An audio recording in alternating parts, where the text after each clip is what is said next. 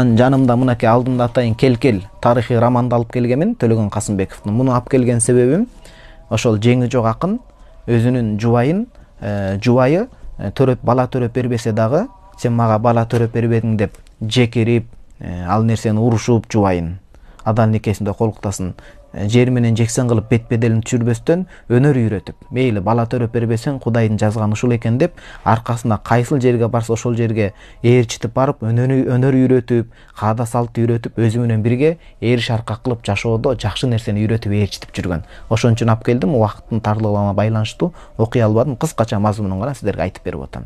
Жашоодо ушундай мына өзүбүздүн тарыхыбызда деле бар. Жакшы нерсени, жакшы саамалыкты күйөөсү аялына, аялы күйөөсүнө айтып, бири-бирин жетилтип жашоодо бирге кыйынчылыгын, жакшылыгын аркылап кетиш керек болот. Улуу муундагы аталарыбыз, апаларыбыз бул нерсени абдан жакшы билет.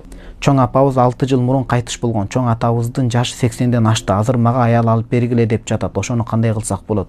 Аял алып бериш керек, аял алып берип коюш керек. Анткени эркек адамдын табияты ушундай. Ал аял заты жанында болсо жүрөгү түнөк таап турат. Кур'ан-ы Каримде ошону айтып атпайбы? Литаскуну илейха.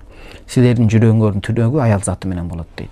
Аны балдар түшүнбөй кыйнап коюшу мүмкүн. Эми атага болгон жакшы мамиле ушундай, аны көтөрө турган, кыял жоругун көтөрө турган бир жакшы апаны алып берсе жакшы, батасын алып каласыздар.